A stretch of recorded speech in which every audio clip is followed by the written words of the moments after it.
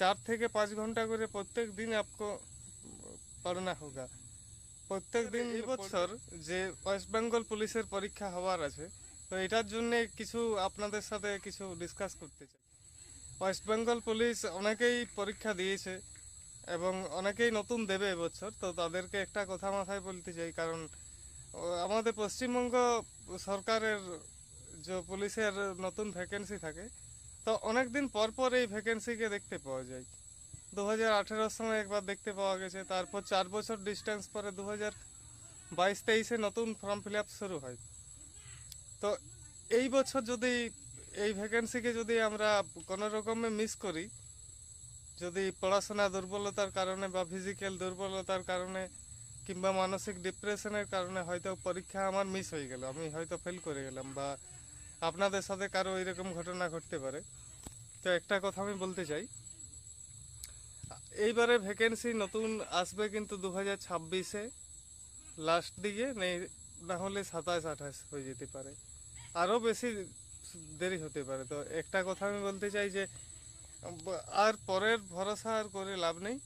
এখন এত পড়তে হবে, এত তোমাদেরকে মনের মধ্যে আগুন জ্বালাতে হবে, প্রত্যেক দিন পড়তে হবে এবং আধ ঘন্টা থেকে 1 ঘন্টা প্রতিদিন রানিং করতে হবে, এক্সারসাইজ করতে হবে, যাতে মানসিকভাবে শারীরিক ফিটনেসটা ভালো থাকে, মানসিক চিন্তাধারা যেন ভালো থাকে, শরীর যেন ভালো থাকে, সমস্ত কিছুর দিকে আমাদেরকে খেয়াল রাখতে হবে। তো ওয়েস্ট বেঙ্গল পুলিশে অনেক ভ্যাকেন্সিও আছে, 10,000-এর উপর বেশি ভ্যাকেন্সি আছে।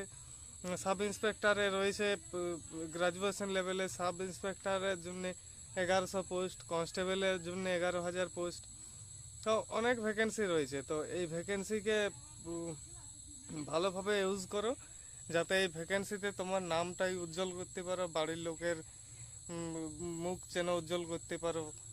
তো এই সমস্ত বিষয়ে আজ আমি এই জন্যই ভিডিও পোস্ট করলাম, যাতে তোমাদের মানসিক যে চিন্তাধারা, সেই চিন্তাধারাটাকে একটুকুনো যে ডিপ্রেশন টেনশন আমাদের মধ্যে যে চিন্তাধারা, এখনো বেকারত্ব হয়ে বসে আছি, বয়স হয়ে যাচ্ছে, এইসব চিন্তাধারার মধ্যে নিয়ে এসো না।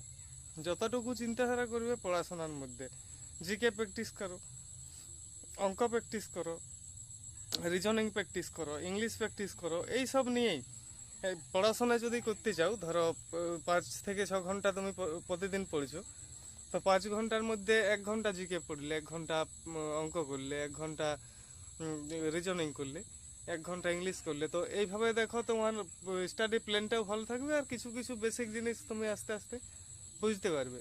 তো এইভাবে তুমি যদি ওয়েস্ট বেঙ্গল পুলিশের পড়াশোনা করো, তো খুবই উপকারী তোমার জন্য এবং তোমার যে স্বপ্নগুলো রয়েছে। অনেকেই তো এখন আবার মোবাইলকে দোষ দেই কিংবা নিজের ব্যাড কর্মকে দোষ দেই, এই জন্যে হয়তো আমি পাস করতে পারলাম না। কেউ হয়তো বেশি মোবাইল সবসময় ইউজ করে, কেউ গার্লফ্রেন্ডকে ফোন করে, কেউ বয়ফ্রেন্ডকে ফোন করে। তো এইভাবে জীবনটাকে নষ্ট করানো আমাদের কাজ নয়।